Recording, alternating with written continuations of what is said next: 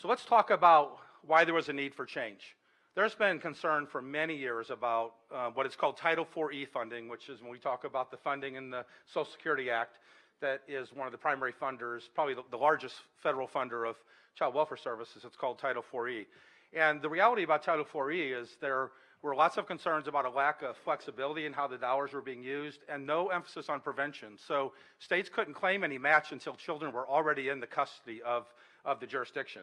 So there was nothing about keeping children in their homes. You literally could not access the funds unless the children were actually in custody. The incentives, if there were incentives, we might have adoption incentives or other incentives, but there was really no incentive to reduce your foster care population or really to take better care of the children that were actually in your care. So it was an open-ended entitlement. So if you had 10,000 kids in care compared to a similar state with a population with 5,000 kids in care, there was no difference. You still got federal money on all of those kids. So there was no incentive to keep children in their homes, and actually very few incentives overall. We would go through a process called the Child and Family Services Review. Most states have gone through 3 rounds of that process. The findings over 15, 20 years wind up being the same almost every time. Even though you go through a program improvement process and you exit your plan, there's just little accountability for moving things forward. And then the typical concerns that you would have about administrative costs and underfunded. States were only really being paid on a portion of their foster care population, sometimes maybe 40%. Or 42% of your population that were only kids that met where the families met a certain income criteria. And there were lots of proposed solutions, block grants.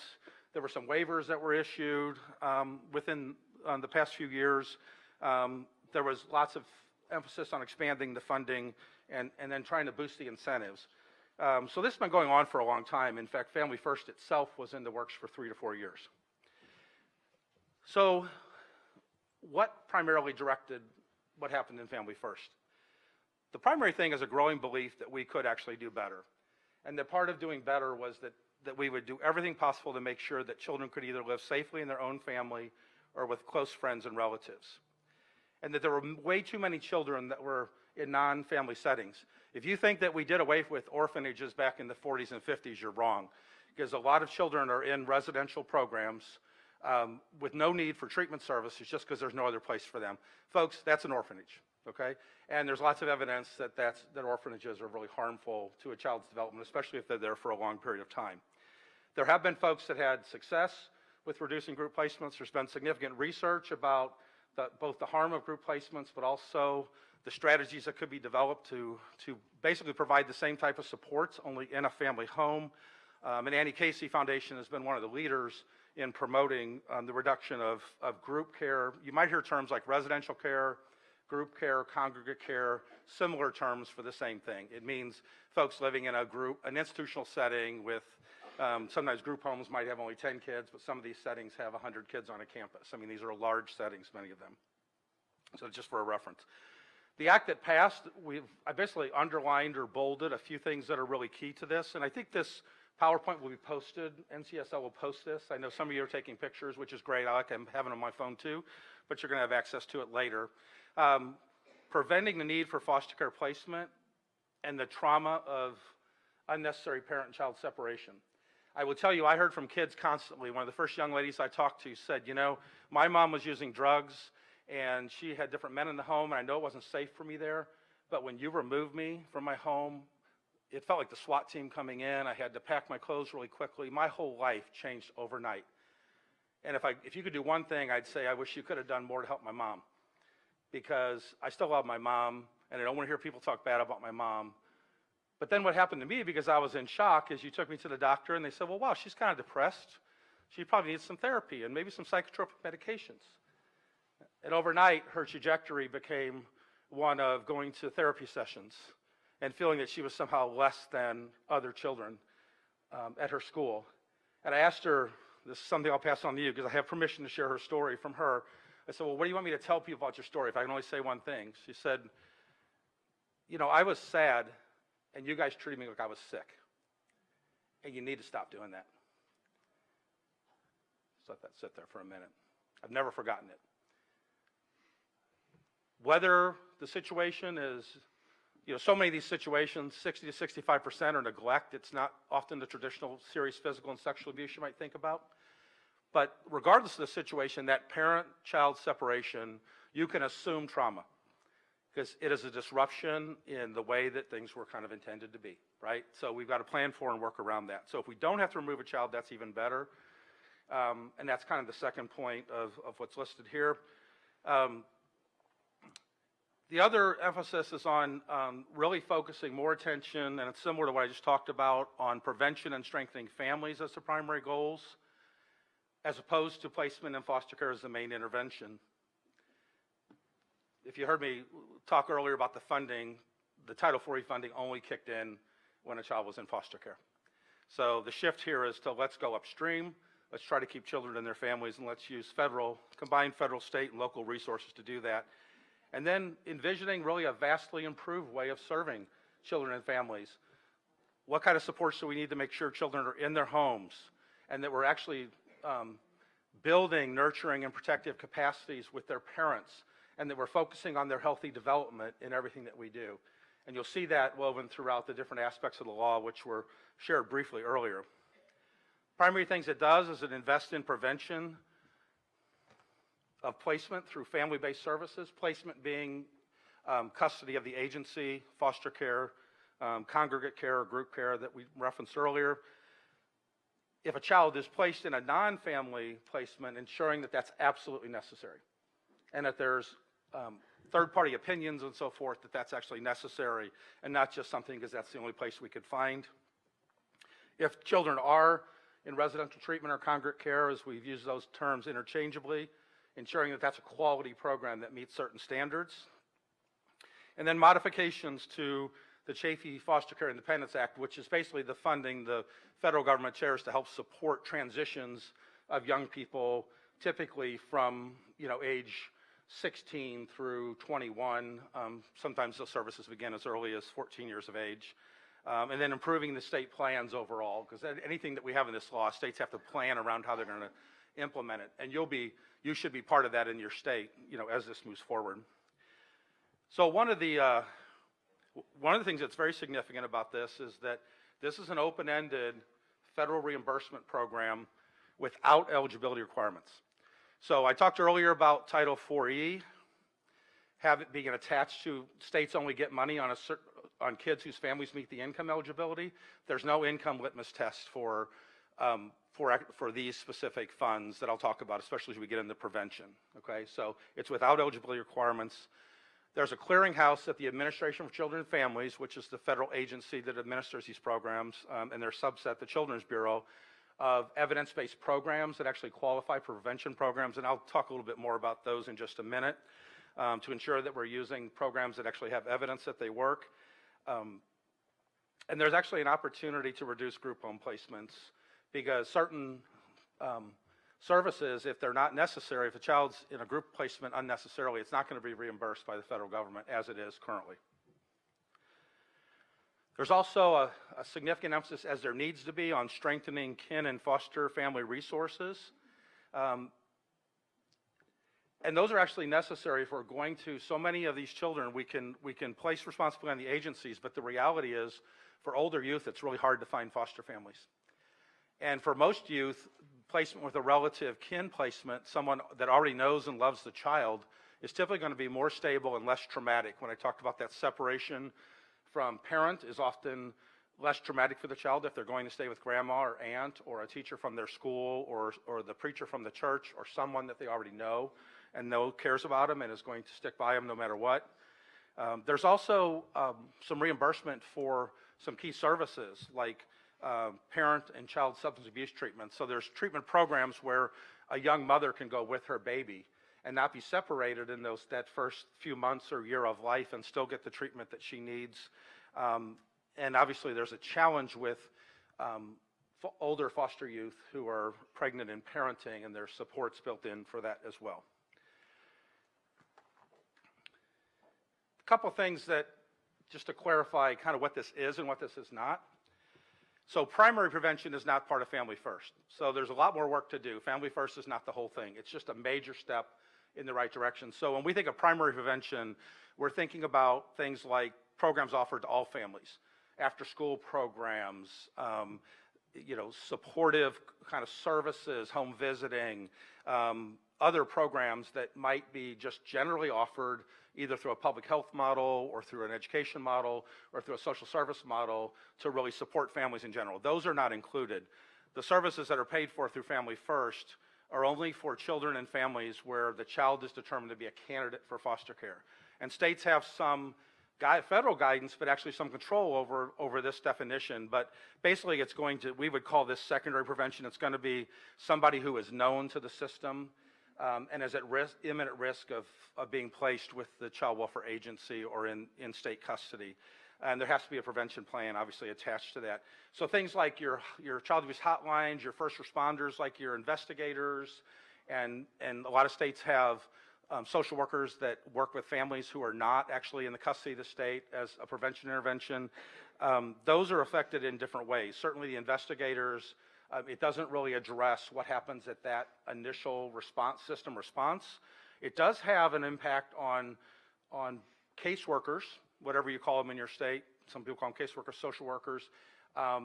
Even if they're working on the prevention side, because it can make additional programs available, if they're working with children already in foster care, those limits on group placements, congregate care placements, certainly impact the work of caseworkers because they have to work a lot more and with many different partners to find home placements and to support children in those home placements, as opposed to calling and finding a residential program where they can place the children. So it definitely has an impact on their work, but it doesn't directly address a key part of your system, which is that front-end response. And that's something you're still gonna have to be attentive to and try to align with some of the work in Family First. I won't get into too much detail here, but states have some control on how they define candidates. It's this imminent risk of removal, but it can also be children who are placed have been reunified or placed in adoptive homes where they're at risk of coming back into the system. So the idea is to prevent entry or re-entry into the system is the key focus. And you'll have some control. Some states may identify the population as broader. A lot of children that come to the attention of the child welfare systems have child mental health issues or behavioral health issues, or they're status offenders, they're running from home, they're doing things that could lead potentially to harm for them. And those children a lot of times come into child welfare systems to get the services they need. Those children could be defined as candidates in your definition, or you can go with a more strict definition of you've had a hotline call, you've got some sort of open case you're looking into. I think we would certainly encourage wherever possible to draw a broader definition, just because it'll cover more of the universe of children at risk of actual imminent risk of coming into child welfare custody and having that experience, that separation experience that we're trying to avoid. There is a kicker though, because even though certain types of services will be paid for, there is a 50% match requirement, and we'll get to that in just a minute. There's also very specific services. This is not open-ended in terms of pay for anything. It's mental health and substance abuse services. Some of these were covered earlier. In-home parent skill building programs, kinship navigator programs, which basically are folks that work with relative and kin placements and help them access resources, kind of like case management for grandma and aunt and the folks from church and so forth that are caring for the children to make sure they get the support that they need. And then the residential substance abuse treatment I talked about earlier, parent-child programs. And there's requirements like they're only going to pay for 12 months, although that's 12 months per episode. So if that actually aspect of the case is closed and we have to reopen it, the clock starts again. So it's pretty open in that regard. The 12-month requirement is more of something to navigate versus something that's prohibitive of what you want to do. The programs have to meet certain evidence standards. In fact, 50% of them have to be for well-supported programs. And there's kind of a dearth of evidence on some of the really good programs that will be something for you to think about and address as we move forward. And the programs and services must be trauma-informed. Here's where this is such a profound opportunity. One, this is an open-ended and growing opportunity. As more programs are approved by the Administration for Children and Families to be in the clearinghouse of evidence-based programs, you're going to have more program options. As states get better at matching the children and families that are most at risk and need these services, your population that could be served outside of foster care and in a more preventive way is going to grow. And actually, over time, this is a federal entitlement that your match right now will be 50%, but it'll actually, several years down the road, will grow to whatever your FMAP rate is, which is your rate they use to set your Medicaid match, which I know in Missouri was about 61%. So your actually match could grow over time depending on what your FMAP rate is. There's also this opportunity to build evidence and capacity for the most effective programs. So this is really a challenge to say, if you don't like the programs on the list, if they're not a good match, what programs do we need to develop, and how are we going to do that research, and how are we going to make sure that our capacity around our state and our jurisdiction grows for these programs that we know actually really work. The other value that any of you are on, how many of you are on budget committees? Okay. I spent a ton of my life before budget committees, over 12 years. Love budget committees for a lot of reasons. But if I was talking to my budget committee, I'd say, look, guys, these are services we know our families need. Some of these things we were doing already, there's a chance for a 50% match on our dollars. And when you think about not only that match on your state and local dollars, but then you also think about the cost avoidance in other parts of your budget. You think about what foster care costs you long term, what adoption costs you, juvenile justice, public assistance, education and corrections for children that are on this trajectory of not having a family that loves them and that they're growing up in, that's supporting them no matter what. There's costs that, tremendous costs that you incur because of what's happening with your foster care population that could be avoided if we could prevent that trajectory from occurring in the first place. So there's types of services. I won't cover this a lot. Right now the list is very limited. There's some very specific programs that are more mental health oriented. Many of these have been like successful in juvenile justice, or you'll see like parents as teachers later on the list. It's really around cognitive development and school preparation. So there's some programs that are on the list that all have, are all well supported with evidence, but the list is just really short right now. So you'll see some of the types of programs that are actually really successful. And some of them address, like Nurse Family Partnership, address newborns and nurses actually going out into the homes and so forth, and has a significant impact on reducing child fatalities, as well as ensuring proper care for very young children who are most vulnerable to harm. There's a major challenge with kinship navigator programs because they were envisioned to be part of this, but the two programs that were identified haven't met the evidence standard. So there's some evolving challenges with this that kind of illustrate our need to find these good programs and do research on them and make sure that we can move them to the well-supported level and get families into those programs. There's a ton of programs. In fact, I know a variety of programs that are not on this list that I think are actually better than a lot of the programs on the list. They just don't have the evidence. And you're going to know those too, but you could play a role in supporting programs reaching that level through partnerships with your universities and your researchers and your agencies. So I want to talk about the necessity of non-family placements and why that's so important. There was a young woman that I was on our foster youth advisory board that all the kids had my cell phone number. Whether that's a good idea or not, it worked for me. And she called me and she said, you know, Tim, I'm finally in a home where I've been for 2 years. It's not perfect, but these folks know me, they care about me, they love me, they support me. A girlfriend and I went out the other night and we had a couple beers and we had a fender bender accident. We weren't legally drunk, nobody's going to be charged, everything's been taken care of. But when the agency found out about it, my caseworker, this happened on a weekend, caseworker found out on Tuesday and said, you're going to move on Friday from that home. She said, if I have to move from here, I'm going to ask the judge to remove me from foster care, and I'm just going to give up all the supports I have because I cannot handle another move, and I can't handle being away from the one family I found that cares about me because I made a mistake. So I'm not going to ask you to raise your hands, but I'm going to say totaled my parents' car, you know, when I was a teenager. Okay, twice. True confessions, statute of limitations, long gone. Kids make mistakes, and they shouldn't have to move because they make a mistake, right? But that's what the system does. It's so transactional that we move kids like they're commodities. Obviously, that child did not move. We stopped it. But every time I had one of those cases, I wondered how many hundreds more kids I had that had that experience, and how many of those kids would wind up in a congregate care or residential placement. I guarantee you they couldn't find a placement for this girl. That's where she was going on Friday, and we stopped it. And there weren't sufficient systems to stop those kind of things.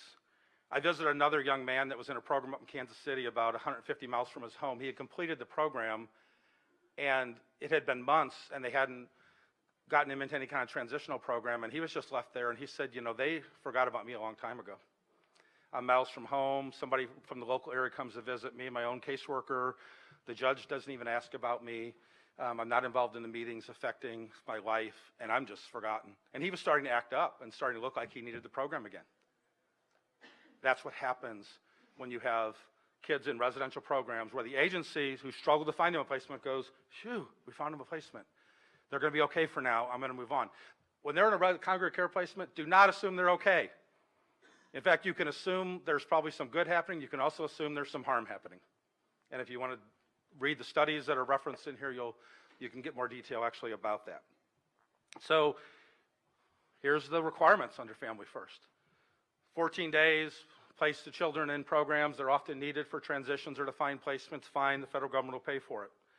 But after that period of time, they're only going to reimburse their part of the match for a foster family home, a quality residential treatment program, a setting specializing in prenatal, postpartum, or parenting supports for youth. There's some independent living settings for older youth, and then programs that actually meet the standard of having all the quality and kind of supportive services that are needed. There's still some administrative expenses you can claim, but you're basically not going to be able to claim federal reimbursement. And there's things that have to happen. These programs, these QRTPs, quality residential treatment programs, have to have a trauma-informed model. They have to base the plan on the child's assessment. Clinical staff like nurses, family participation in the treatment program. I tell you, a lot of these kids in these programs haven't had a visit from family for months. And their goal might be reunification, but nobody makes a way for the family to come or for another caring adult in their community to visit them. That's institutionalization of children, and that has to stop. And it can stop through this. So the family has to participate in the treatment program. And there has to be discharge planning, and they have to achieve an accrediting status. I won't get into what all the alphabet soup there means, but like COAS, Council Accreditation, Joint Commission is what a lot of the hospitals and mental health centers use. So they have to be accredited. It's one of their qualifications. So we have to stay clear on this one, that this is an effort to discourage over-reliance on residential care and to make sure when kids do get it, it's only for the right amount of time and for very specific treatment purposes. Here's a risk that I really want you to think about paying attention to. Can't tell you what to do, but this is like one, have this one on your radar. States, there's certain states that may have a low FMAP rate. They may pay for a lot of their residential care through combinations of Medicaid and other funding, and they may actually decide to just ignore the evidence on adolescent development and continue their current practices and just give up the full refunding for those placements. I'm not going to tell you that's a good or bad decision. I'm going to tell you that if that's the reason they're making the decision, that's bad. Because there's compelling evidence of why we need to give up our dependence on these programs, and to ignore that when you have a chance to go a different direction is unconscionable in my mind, and it should be in yours. So if they're going to do that, they damn well better have a better plan, and they really shouldn't do that unless they do. So I think people in this room can hold folks accountable for making sure that that happens. And sorry I feel so strongly about that. I've just seen the harm, and anyway. And damn is actually an object. It's not just a curse word, you know. It's a useful object, you know, that holds water and controls it and all that. So there's lots of other criteria. In the interest of time, I probably won't go too much into detail. But one of the things that's key here is that the assessment of the need for residential care has to be done by an independent third party. So somebody other than the agency and other than the residential program or congregate care program needs to make that assessment. This is not the fox watching the hen house, right? So somebody, and who your states choose to do that work. In Missouri, I really recommended using a center that we have that's trauma-informed, that's focused on well-being, that are people who, quite frankly, are as concerned about residential and congregate care as I am. I wanted people who had that antenna up and weren't just going to be, you know, processing kids through. Because remember, our kids are not a commodity, they're children. And we need to think very broadly about options, because there's tons of options. Behavior interventionists that can be placed in the home, other supports that could actually, I've seen really tough children grow up in family homes with the right kind of support. So we shouldn't go this route lightly without considering everything. There's ongoing requirements for reviews. Basically, this will be your kind of map of what has to happen. Within 60 days, a judge has to approve the actual placement in residential care, so there's a court involvement in this process. You may find if you have time frames and so forth in your legislation about how cases get processed, you may need some legislative change to say that certain things need to happen at certain intervals if they conflict with your current intervals. If they don't, if your legislation is very prescriptive, you may not need that. But this kind of alignment work is something that you'll have to think about when cases go before the court and when judges get a chance to make these decisions and who actually presents that information to the judge and how we make sure they're making an informed decision about these placements. There's also in this law some enhanced supports for older youth. I can tell you, I shared the story about the young lady earlier who was in counseling and on prescription meds, and I can tell you the trajectory that our system set for her was not going to be easy to overcome. So there's a need for, any child between, I've raised children and my children are in their 30s now, there's a need for children anyway in that transition age, especially of 18 to 25 or 26, that need lots of support still from their parents. Foster kids don't have anybody to turn to for that often. And they also often have had an experience where people were continually making choices for them. So often they haven't had a chance to have the same adolescent brain development opportunities that other kids have. The adolescent brain is actually, research is telling us now that the brain development at adolescence is almost equal to the 0 to 3. Many of you are familiar with the 0 to 3 development around language and sight and all those types of things, motor skills. In adolescence, the skills that are forming in the brain, the capacities that are forming in the brain, is a better description, are really around emotional regulation, relational skills, which is why kids are so drawn to peers versus their parents, right? Because they're wired to be in relationships, and executive function, which is the ability to think about a decision I make now and what impact that has, right? So when you have children where you've made every decision for them, I advocated as a director in Missouri for having opportunities where kids could make decisions and make mistakes, where we were still there to support them and help them learn from those, because in that learning process, they're brain wires, right? When you make every decision for them and they don't have normal relationships because they're in these institutional settings, and their emotions are often being dealt with through psychotropic medications or aggressive interventions to restrain them or have them shut down their feelings. Literally, guys, their brain is not forming like a normal adolescent brain, and those have consequences into their 20s, their 30s, their 40s, and their 50s, and they're going to cost you, and they're going to cost their families, and most importantly, they're going to cost that child a chance at the same kind of life we all want for our kids. So this is why this is so darn important.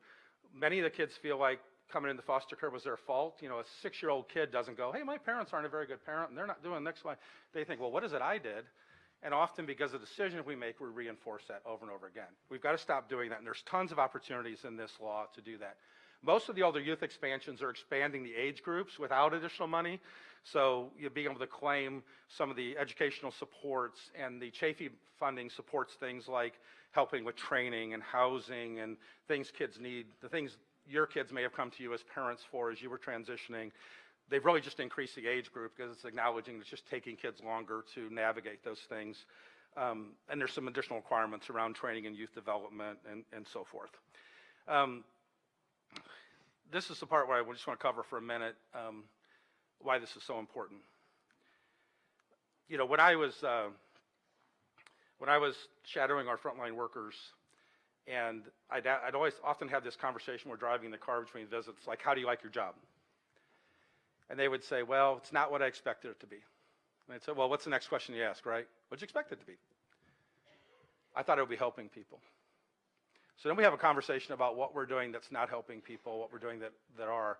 We had a national study, evidence-based study actually of our workforce and our retention issues, and our frontline workers were reporting spending 9% of their time actually working with families that weren't paperwork related. And when I shared that data with our state legislature, because we worked very actively, I worked very closely with our chief judge of our Supreme Court and our legislative joint committee on child abuse and neglect, and we had to unpack that together and say, how did we get here? And they asked me, what is this, like just a bunch of bureaucratic rules or something you guys have created? I said, yeah, some of it is. In fact, we found 25 things we could get rid of and stop doing. But I had to say to them, you also did it too. Because whenever there was a crisis or a problem, you passed some reactive legislation or some very well-intended legislation that led to lots of new requirements and often documentation. So we got in this mess together, and we're going to get out of it together. So we're going to all have to behave differently. And those are the honest conversations we had from a very trusting place, and we made a ton of progress by thinking about it that way. And we had to acknowledge this fundamental reality is we can keep trying to get better at what doesn't work, or we can try to rethink this thing. Because I can tell you, you can get better and better at what doesn't work, and it's never going to get you better outcomes. It just doesn't make any sense. And we saw that over and over again with the families. I need to do a time check really quick because I haven't seen the signs, and I want to, well, I wish it says wrap up. How much time do you think that means I have? So I'm gonna forgo this story, but the most important thing here is that, and there's an old expression that I say all the time because it just fits so well, is that if you want to change your destination, you often have to start from a different place. So we got to think about how do we see the children and families that are involved here? What do we see as our roles in helping make things better? Who should be involved? What should the process be? What does the evidence tell us we should be doing? And that should lead us to a set of beliefs. You know, these systems have a ruler. We try to measure everything. They have a clock as we try to proceduralize everything. They often lack a compass. We need a philosophical compass for our work, and then we need to find practices that fit with that compass, and that journey is ongoing because the practices on the list are great, but they're so insufficient for what we're needing. And when we do those two things well, we'll get outcomes, you know, for a long time to come. And this law has built into it, I don't have time to cover all this, some key beliefs. You can hear it just in what we're talking about today that are embedded in this that should be our compass as we move forward. And this is really that time for you and the others you work with to be entrepreneurial, to work together, to push the envelope, to think about every one of these opportunities, not in terms of compliance and how do we meet this law, but how do we maximize this opportunity? How do we go for it for once and not just think, let's just do what they're expecting of us? Because that's how these systems are led, and it never gets us there. So it's time to use this. This is the best opportunity in 50 years to improve child welfare. We'll post these slides because there's tons of questions you can take with you. Everything from, how do you first figure out what's working well in your own system that aligns with this that you can grow? What's the bigger reform you're after that this helps move you down that path? Because this is not the end in itself. This is just a huge step in the right direction. What's your role as legislators? How do you involve the judiciary? Key decisions about how are we going to determine candidacy? What are the preventive services families really need? Start there. Don't start with what's on the list. Figure out what people need, and then let's develop those programs, and let's get evidence to prove that they work. If they don't work, let's find something else. And then how are we going to do some of the various technical aspects of it, many of which are administrative challenges. And watch for that decision to forego federal reimbursement in the interest of something that's not better and just perpetuates the status quo, which I can tell you with residential is harmful and shameful, quite frankly, and we need to stop. We need to stop doing what we're doing. There'll be a major focus on developing relative kin and foster placements. There's an effort called CHAMPS, All Children Deserve Amazing Parents, that has a playbook, that has legislative policy ideas. I would encourage you to access that, because if you don't focus on developing your family placements along with the services to support them, it's going to be really hard to decrease residential placements. In fact, it'll be almost impossible. So with that, I'm gonna leave you with just this one thing, and then I'm gonna sit down and apologize to my panelists if I took any of your time. One of the reasons I left state government, beyond that I could retire and I had already gone 5 years past retirement, was that everything we did innovative, I always felt like we were swimming upstream. And we'd get tired, we'd get stronger, but we'd also get tired. And then when somebody else, I always knew in the history when another leader came along or some other change, we'd just be swept back downstream. So I said to myself, and I think this, and you're in a better position to do this than me, that it's time we turn the river. It should be more supported to do the right thing. Everything should flow in that direction. It shouldn't be so hard to do the work differently and so tiring and so unsustainable. So when you leave here, I hope you're empowered with enough information that you can turn this river. Because right now it's going in the wrong direction and we have a chance to turn it. So let's do it.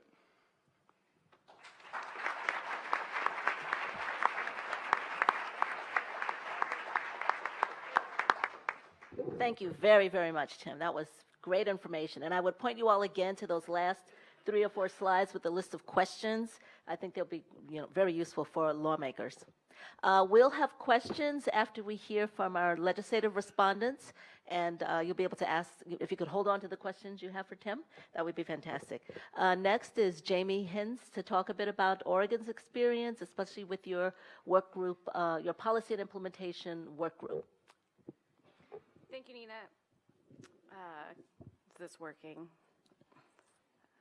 I hear nods or I see nods in the back, so. Thank you, Nina. So my name is Jamie Hintz. I live and work in Oregon right now. I'm a human services policy researcher. I currently staff the Senate Human Services Committee, as Nina mentioned, and out of that committee is a very large 3-branch work group started by the chair of this committee to focus on implementation and policy needs for Family First Prevention Services. And Oregon really wanted to get out early and start on this really early because of all of the changes going on in Oregon child welfare right now, but also because this legislation was drafted by Senator Ron Wyden as well as Senator Orrin Hatch in the Senate Finance Committee, which oversees child welfare and 4E foster care.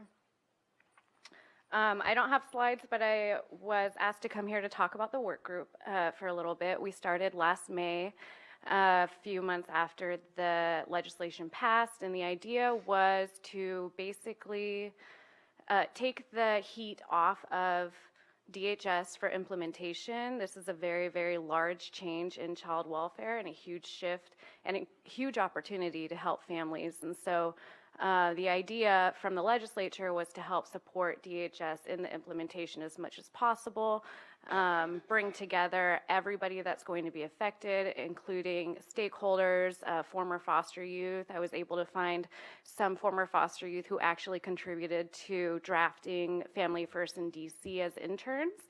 They currently lived in Oregon, so I was able to bring them to the work group.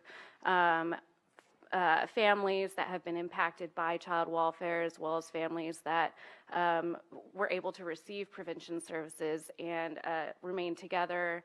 All of these different voices are brought to the table once a month and contribute to the broad vision of what we're trying to do with Family First. And so it's a different way to implement Family First, and a lot of other states have been really interested in how the legislature can play that role. I think one good example is if we didn't bring this group together, we wouldn't have heard from the congregate care providers in Oregon that they really need help with accreditation.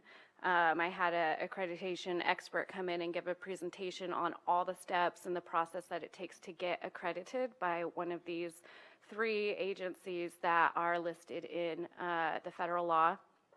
And everybody was very surprised about how big of a process and how expensive it can be.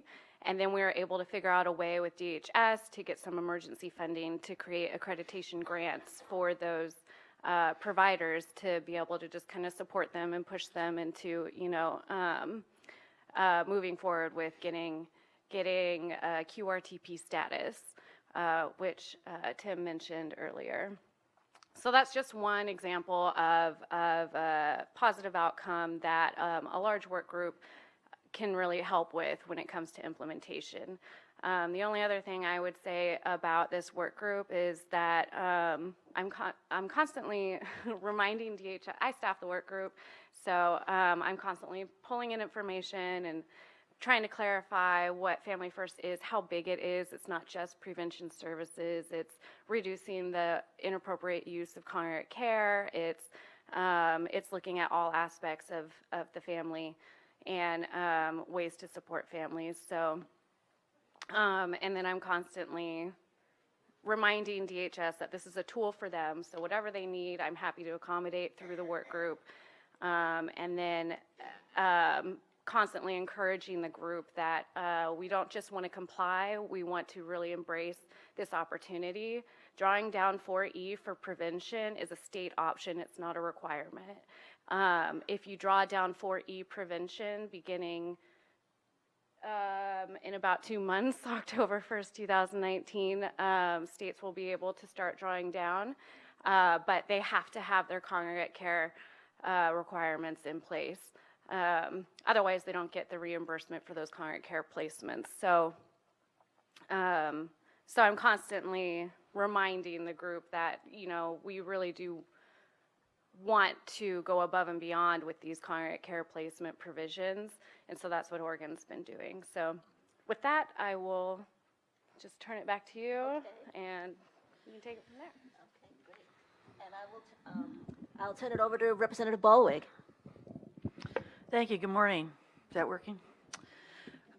So I'm going to give a little bit of a legislative perspective, not as the person who's in the trenches, like Tim and Jamie are in trying to actually make this be implemented, but some reflections on what we've been doing in Wisconsin over the probably 8 years in trying to improve our foster care system and what happens to our kids as they are looked at as perhaps needing out of home care services. So I first want to talk a little bit about the Wisconsin landscape. Wisconsin actually is a county-based system. So we have 72 counties. 71 of those counties are strictly county-based. One of those counties, Milwaukee County, our largest, actually is an agency of our Department of Children and Families, as it was seen approximately 10 years ago or so that they weren't able to meet the criteria. So the state actually took over that process in Milwaukee County, in our largest county. Something that we did that I thought was, I was in the legislature at the time. I didn't think it was a great idea, but since I've seen it has been a great idea, that we actually took what was originally our Department of Health Services and Families and took the family and children portion out of that agency and added in some things from our Department of Workforce Development to make a Department of Children and Families. So we had a secretary that was very dedicated in taking a look at exactly what was needed in those types of areas. It actually included not only the rules and regulations when it came to out-of-home care, but also what was going to be supported in income maintenance and so on for those particular areas. I want to mention my district, actually. So I'm South Central Wisconsin. Probably most of you that live in the Midwest have visited my district because it includes Wisconsin Dells, the water park capital of the world. But most of my district, all of my district is rural. Lots of trees and lakes and rivers, vegetable crops, corn, a few cows scattered in the mix.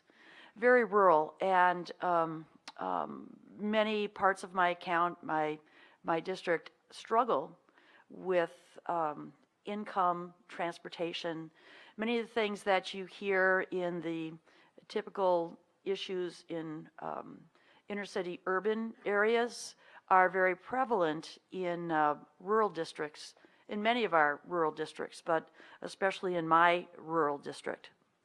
One of the things that we've done over the years to try to promote better care of families in Wisconsin was some innovative programs and partnerships with the Casey Family Foundation, with NCSL. And I mentioned the 3-branch opportunity that is a partnership between NCSL, Casey Family, and the National Governors Association. We've been successful in being part of 3 rounds of 3-branch opportunities in Wisconsin. I was part of 2 of those. And further, the Casey Family Foundation partnered with our former First Lady on a program that she called Fostering Futures. And one of the things that was the outcome of that, I believe, is really trying to make Wisconsin trauma-informed. So too, to the effect that a little over a year ago, probably about a year and a half ago now, we put in a school safety grant program So Wisconsin put in $100 million in school safety grants. One of the criteria in receiving one of those grants was not just for windows and doors and communication systems and those resource officers that you would think of in a school safety program, but it also included a component of mandatory training in trauma-informed care for all of those school districts, which I thought was very important, and we have really started to move the needle.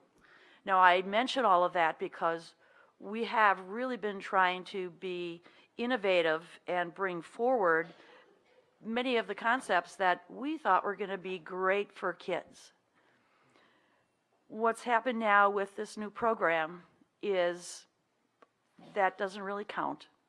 And so what we have actually done in Wisconsin now is we are going to be taking the 2-year deferral to get ready for this program. And I will just refer to a couple of things I've received from our Department of Children and Families regarding this.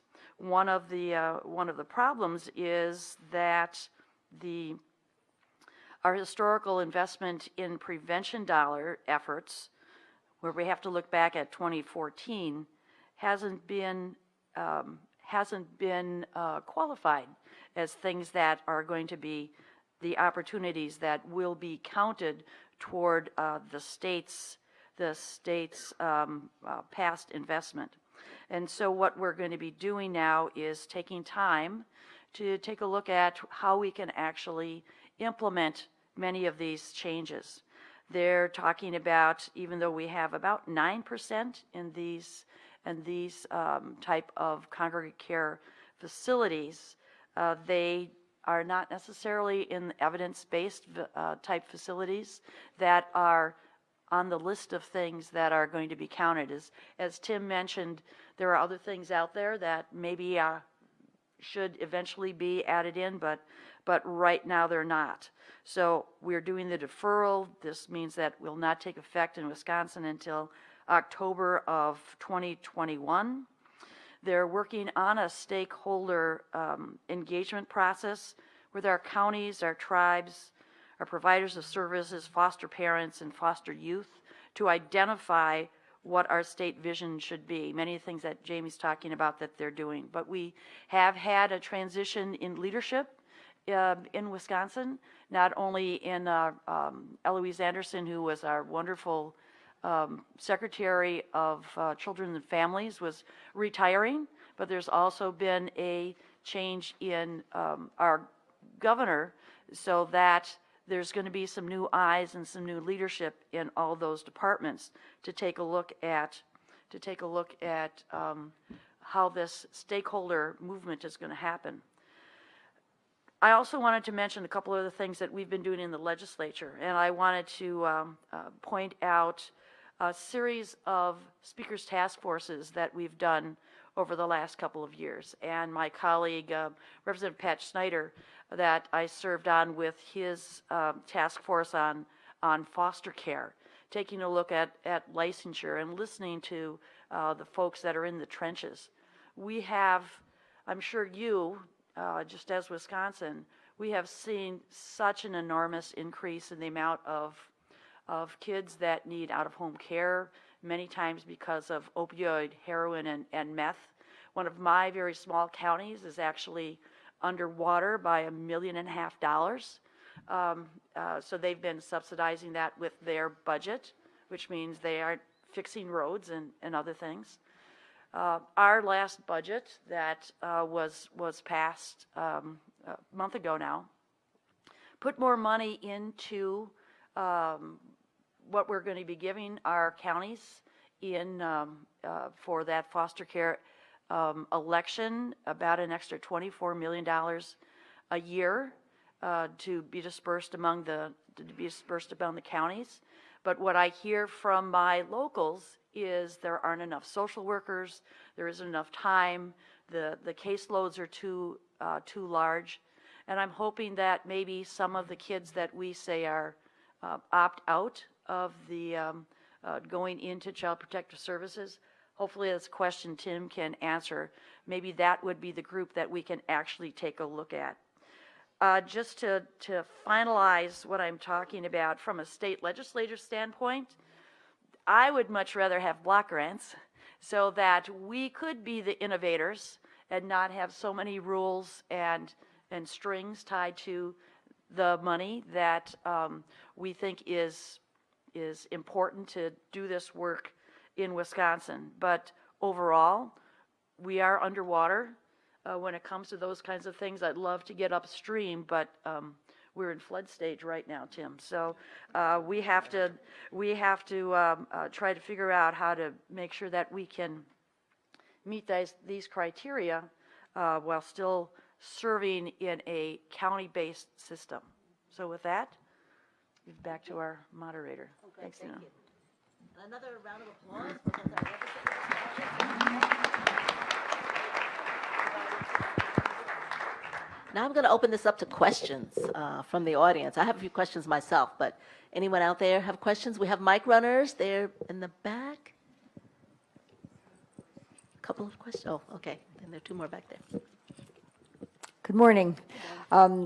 This panel was excellent, so thank you very much. I'm a state senator from Virginia, and one strategy that we're looking at under the Whole Family First program is perhaps early home visits. We're saying right when a baby's born, talking to moms before they leave the hospital. I'm not sure how much money we'll be able to allocate to that effort, but if we were going to triage the mothers who should first be visited, what advice would you give us? Yep.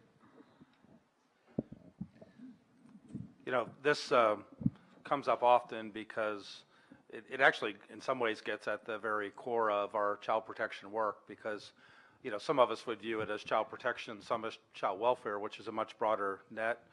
If our concern is, you know, actually harm to children, things that could cause serious harm and perhaps fatalities, if your state is like mine, almost all of your child fatalities are in the 0 to 3 age range. So strategies like home visiting become really, really important. And if I was prioritizing a population, I would prioritize mothers who are struggling with addiction or mental health challenges. And the reason is because, you know, addiction can have a different impact on, say, an adolescent than it does on a baby. You know, you have to be really attentive to a baby. The majority of our child deaths in Missouri were actually caused by co-sleeping. And babies were basically suffocated. What we used to classify as SIDS deaths many were not SIDS deaths at all. They were co-sleeping deaths. And the risk of that is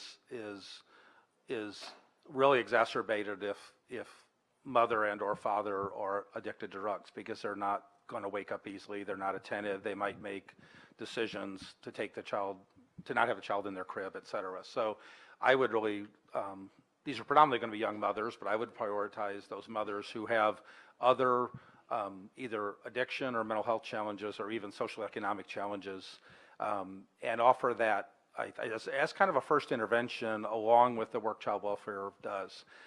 I think we need to think really carefully about, and this was always my struggle as director. On one hand, I worried so much about my young children. We say 0 to 3, it was really more 0 to 1 or 2, right?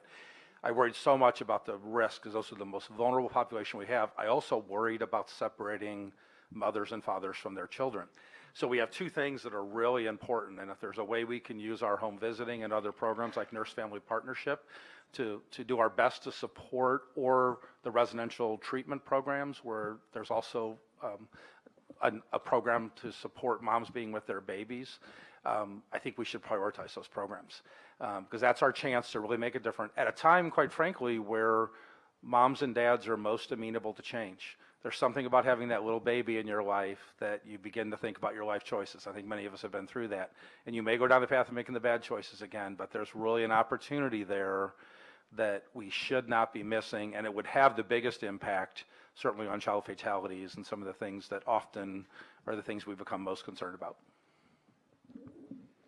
And I would Great. just mention a local program. As I said, we are county-based.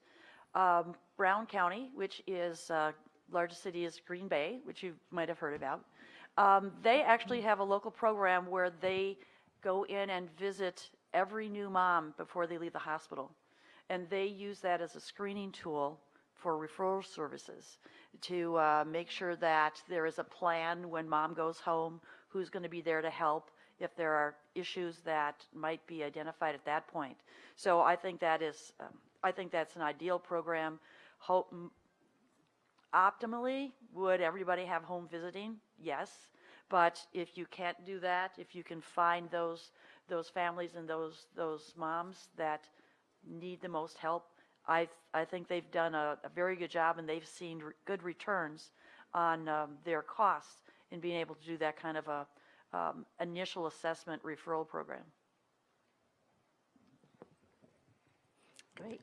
Next question? And Hi. please say your name and state. Sure. My name's Amy, and I'm a chief of staff in Oregon. And I have a question.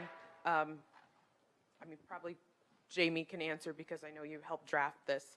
But I'm wondering how family residential treatment falls under Family First. How does that work if it's family-based?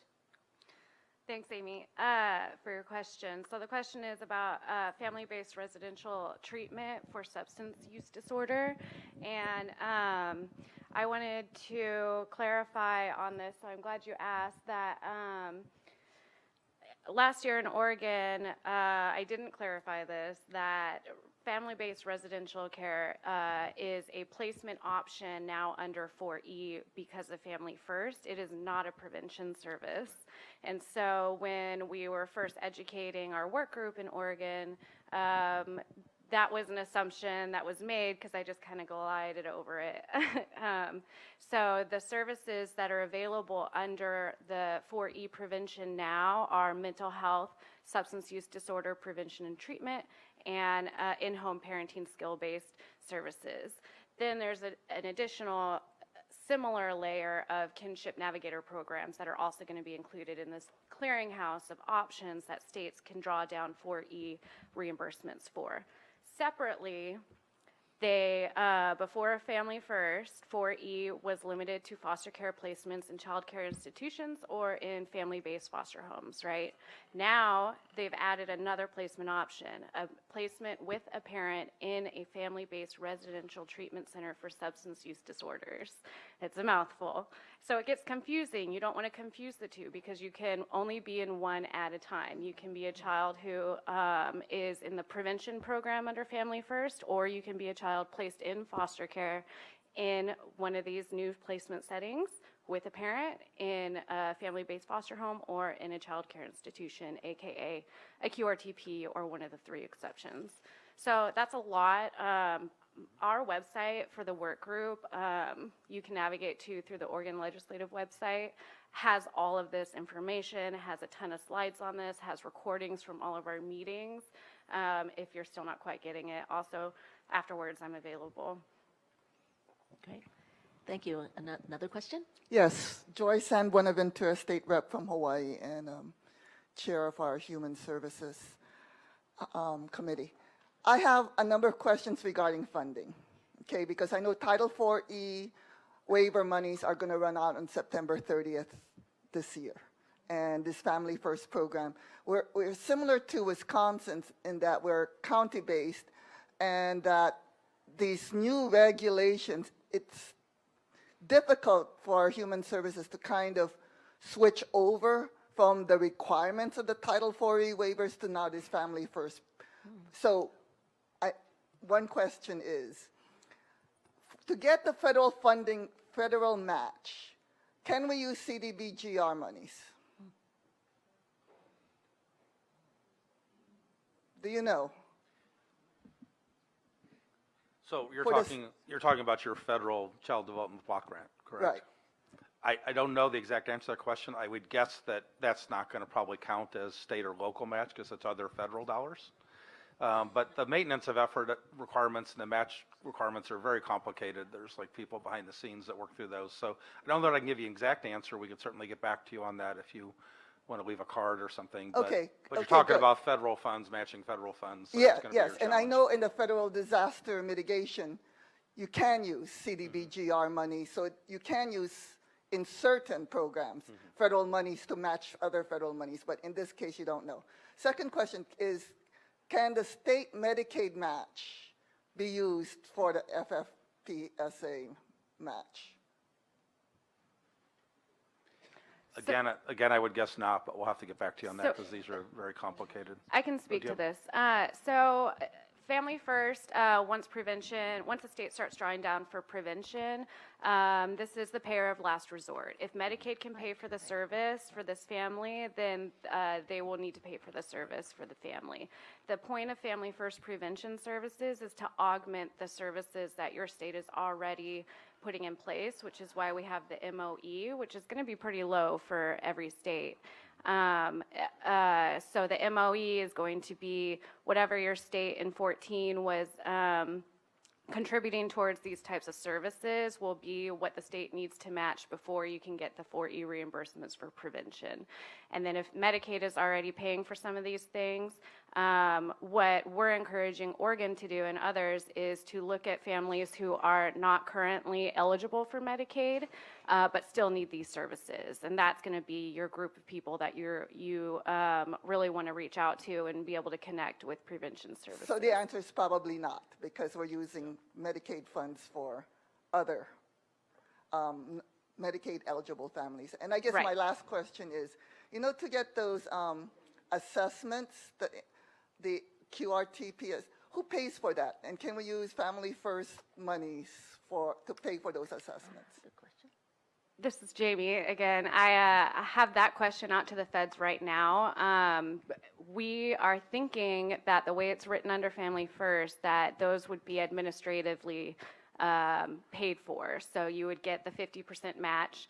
All states get a 50% match administratively for costs of caseworker trainings and costs of administering a foster care program. And so we're thinking that because this would be an administrative duty for providing prevention services or providing placement services in a QRTP, then it would make sense that you would get the 50% match for that. But there's no guidance on that out yet from HHS, and that's a challenge we're facing right now, is that not all of the guidance and policy procedures are submitted from HHS yet. That's a great question. And we, on our website with our summary, we are putting the guidance as well. We have a quarterly newsletter that goes out, and we try and update whenever there's any guidance, because states are asking for a lot of information that hasn't been forwarded them yet. More questions? Yes. Yeah, thank you. I'm State Senator Richard Briggs from Tennessee, and we've had some of the same problems that the lady from Wisconsin's had. I come from East Tennessee. Appalachia is in the heart of the opioid epidemic, and we've seen our costs just exponentially go up. My question is, and I'll try to keep this simple, is that these services that the Families First program can provide for a lot of these deals with counseling, they deal with the Navigator programs.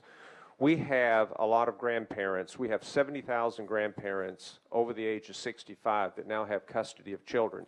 These are not in state custody, so they're not eligible for any of the foster care funds, just to take care of these kids. You take a single grandmother who's 68 years old that now has 2 kids, and she's drawing $800 a month from Social Security. She has a very difficult time even providing the basic services for these kids. We're not talking about any special psychiatric care, any of these other things.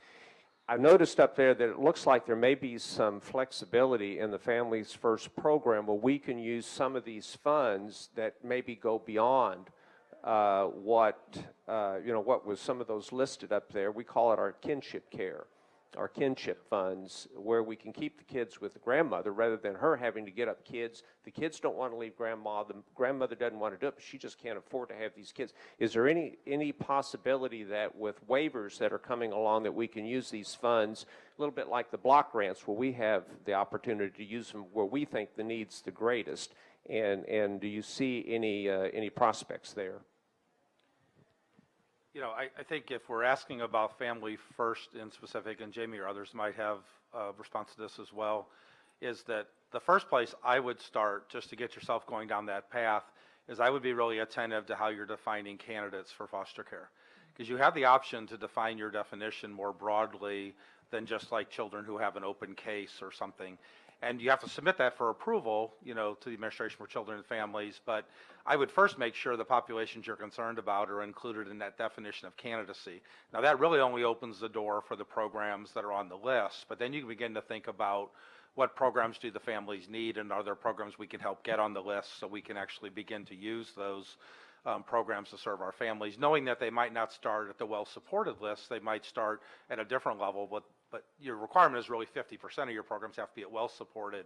All have to have some level of evidence. So your best opportunity under Family First is, I think, in your definition of candidacy, and then what you do around your programming would be the best opportunity under Family First, in my mind. Right. We have time for one more quick question from the audience. Yes, I'm with Nurse Family Partnership, which you've mentioned a couple of times as in the context of home visiting. One of the challenges that we're beginning to hear in states is that the child welfare agencies don't normally work in that realm, and they don't have access or sight to the people who are so upstream that they're not, you know, identified as imminent risk, but they're the kind of people who you talk about who might have substance abuse challenges or mental health challenges or others who would be a really good candidate for the kind of services that Nurse Family Partnership or other home visiting services can provide. So do you have any advice for states on how to make that connection, and whether it's collaborating between agencies or what it may be to try to help get access upstream? Yeah, one of the strategies that we were working on in Missouri before I left was actually placing both a prevention social worker and encouraging the actual home visiting program to office, for instance, in a birthing hospital. So when those first visits are made with young moms after they've had a baby, that these programs are being introduced in a non-stigmatizing way, kind of go where the families are. So the best chance for child welfare agencies, in fact, I would highly recommend this, is to try to do a lot of this work through their partners who could have, again, a less stigmatizing involvement with families. It can even be, some people have really great programs in schools, and they'll either be social workers there or support folks in schools doing this work, because what you don't want to do is actually have a wider net for the child protection part of the agency. I mean, if you're not careful, you'll start connecting all these services back to the child welfare agency, and then the tendency will be to bring more children into protective custody when maybe something gets disrupted or isn't going well. So that's a caution about this law, and I think the more you can do it through communities, and that also moves you more down to the primary prevention, where maybe this helps leverage some opportunities for primary prevention, which may not be paid for through Family First, but it's actually all part of the same conversation. So that would be my thought about how to do it, thinking in innovative ways about place-based kind of interventions and relational-based interventions that connect you without there being a hotline call. Because quite frankly, the hotline call in most states sets forth a whole nother process that takes a lot of resources and also undermines often the kind of family engagement that you want, you know, to make programs, really good programs work. Thank you so much, Tim. Once again, let's give a hand to our panel.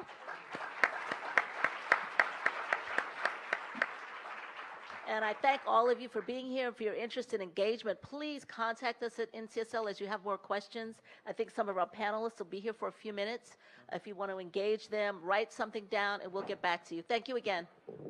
Hey, my name is Nina Williams-Mbang, and I'm a senior fellow in the Children and Families Program, and I work on child welfare issues.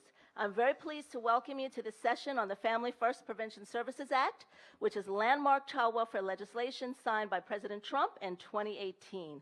We very gratefully acknowledge the Annie E. Casey Foundation for sponsoring the session. And I will advise you that the session is being live streamed. Just to give you a little bit of background, after a significant decline in foster care caseloads over the past decade, states have been experiencing increases in foster care caseloads as well as in child maltreatment reporting, and this has been tied to state substance abuse and opioid crises. And you can see here, looking at the numbers, they continue to go upward from 2011 through 2017. To address these concerns, the Family First Prevention Services Act was enacted, and it does represent a monumental shift in child welfare funding and structure. As you can see, there are two main components, prevention services, as well as new requirements for congregate or group care. Family First offers for the first time to reimburse states through Title IV-E for services to prevent children's entry into foster care. The services are substance abuse prevention and treatment, mental health services, and in-home parenting skills training.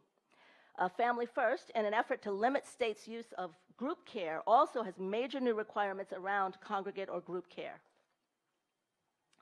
NCSL is tracking legislation in the 2019 session, and I put a link to our webpage here.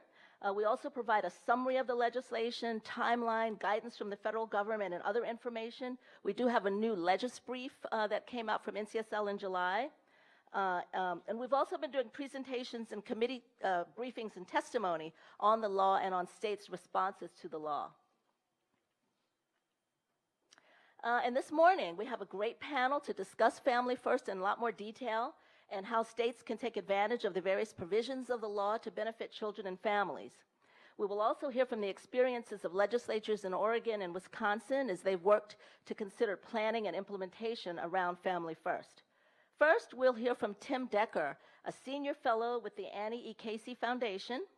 Mr. Decker retired from Missouri state government in 2018 after serving as juvenile justice director for 7 years and as child welfare director for 4.5 years. Missouri's Juvenile Justice Agency won the Harvard Innovation in American Government Award for Child and Family System Reform in 2008. From 2013 to 2018, Mr. Decker worked closely with the legislature and the judiciary to transform Missouri's child welfare system. We have two legislative respondents who will respond to Tim Decker's presentation and talk about legislative planning and initiatives in their states. First, Jamie Hines is the Human Services Researcher. Did I pronounce that correctly, Jamie? Close? Sort of, kind of? Okay. For the Oregon legislature, staffing the Senate Committee on Human Services and the Family First Implementation and Policy Work Group. Prior to this, Jamie contributed to the development of the federal Family First legislation in Washington, D.C. And finally, Wisconsin Representative Joan Ballwig is currently chair of Wisconsin's Committee for the Review of Administrative Rules, chair of the Speaker's Task Force on Suicide Prevention, and co-chair of the Wisconsin Legislative Children's Caucus. And she's done a ton of work with NCSL in our 3 branch institutes for several years, quite a few institutes. So now I'll be happy to turn this over to Tim.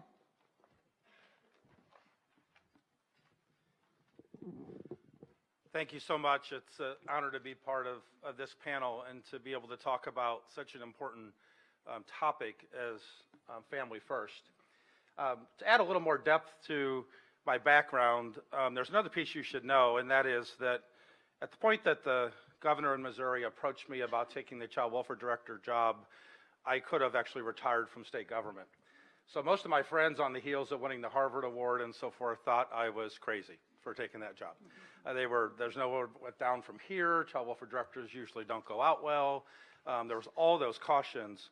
But honestly, and probably, very similar to what draws you here today, I went to social work school in Missouri and just couldn't step away from a responsibility to our children. And I think that's probably why you're here this morning, is that you care deeply about the children and families in your state and want to do everything you possibly can in your career and in your calling to serve them. So thank you for being here. I want to honor you for being here and wanting to learn more about this law.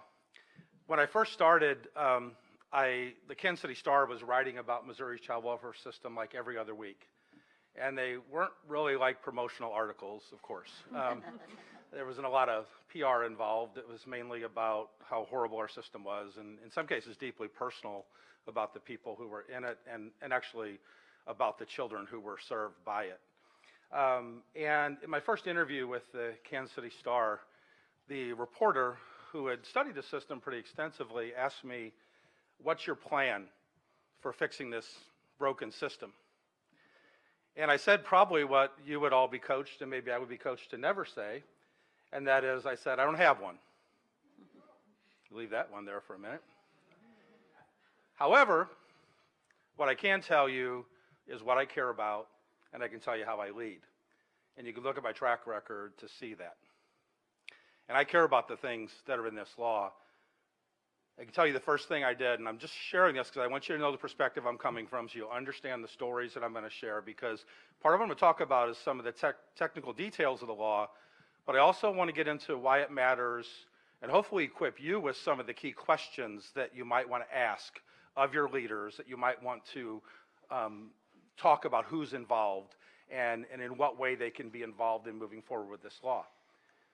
The first thing I did as I took the job was I spent 10 days in the field shadowing our frontline workers. It was like undercover boss, only knew I was coming. And in Missouri, we're urban, we're rural, we're suburban, we're isolated rural, and that's where I spent my time. And I'll tell a couple stories from that because it was stunning what I saw was actually happening that was so different from what we intended to have happening in the system. Committed to spend 4 weekends a year, full weekends with at least 30 foster kids as my policy board, as the folks that I talked to regularly about the things that we were doing, along with youth summits we held around the state, leadership conferences, and other events, and spent a lot of time with birth families and foster families as part of my core job responsibilities, embedded in what I tried to do every week to make sure that I stayed focused. That's unusual. Many times leaders become insulated, and we assume we know what's going on in the front lines, but we don't necessarily. So that's where I'm going to be speaking from today as we move forward.